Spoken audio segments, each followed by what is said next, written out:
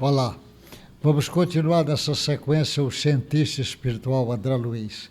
Esses capítulos agora eu estou lendo do livro Mecanismo da Mediunidade, que foi psicografado pelo Chico Xavier e o Valdo Vieira, está na Federação Espírita, na FEB, você vai encontrar esse assunto, e eu estou lendo no capítulo 23 desse livro, que está falando sobre animismo, e nessa lição de hoje, que o André rotulou, e eu deixei o mesmo nome do André, porque eu estou querendo chamar a atenção que é o André que está dizendo, para a gente parar para reflexão.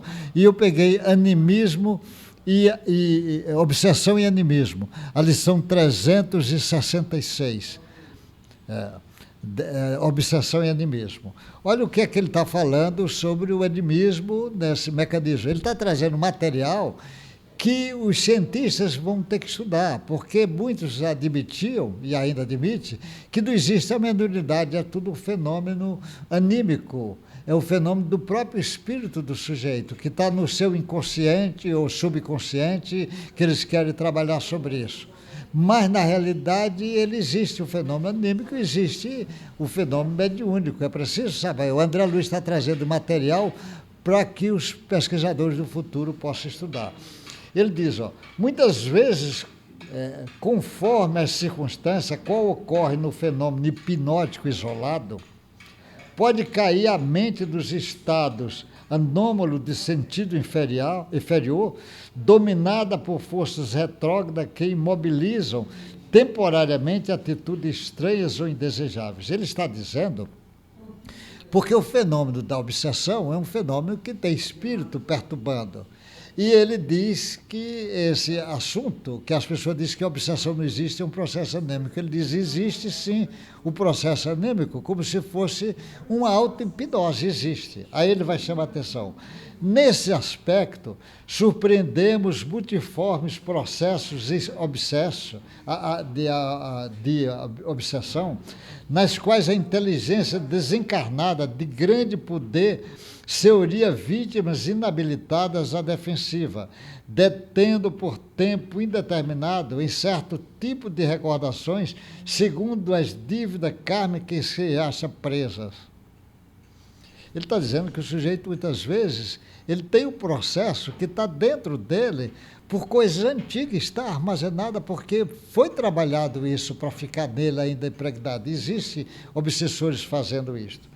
Frequentemente, pessoas encarnadas nessa modalidade de provação regeneradora são encontráveis em reuniões mediúnicas, mergulhadas nos mais complexos estados emotivos, quais se personificassem entidades outras, quando na realidade exprime a si mesmos a emergir da subconsciência nos trajetos mentais em que se externava noutras épocas sobre o fascínio constante do desencarnado que subjugam.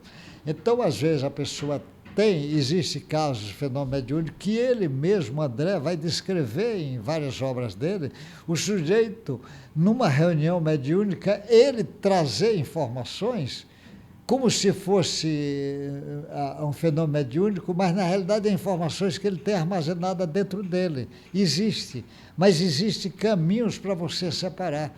E às vezes a pessoa que está trazendo isto precisa ser tratada. E às vezes precisa ser tratada como se ele tivesse sendo médium. E você, às vezes, confunde as pessoas. Na regressão de memória, muitas vezes você volta ao passado, e na volta de passado, você vai encontrar casos que a pessoa conta e vê aquilo com tudo, como se fosse uma informação de fora, e na realidade é uma informação de dentro dele. Mas isso tudo existe e precisa fazer uma separação. Então, existe esse trabalho. O André está chamando a atenção, porque é uma das críticas dos cientistas que eles fazem, e eu fico imaginando um capítulo como esse capítulo aqui, que está na lição que eu falei, no 23 do livro Mecanismo da Mediunidade, vai ser estudada, porque ele abre um leque imenso de discussões. Tem muitos psicólogos, psiquiatra materialista, com a visão materialista, que não admite a mediunidade e acha que tudo é anímico. E existem os casos anímicos, existem os casos mediúnicos. Mas a maioria das vezes, até mesmo o anímico, foi deixado ali, grudado, e obsessores perturbam e faz com que ele volte ao passado e ele relembre o passado como se fosse uma coisa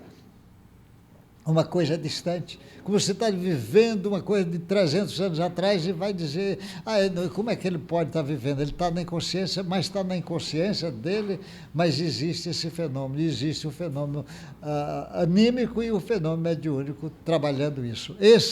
É riquíssima essa informação que o André está trazendo para o mundo acadêmico e para o centro espírita que trabalha com obsessão, conhecer isso também é importantíssimo. Até o próximo encontro nosso. Fica com Deus.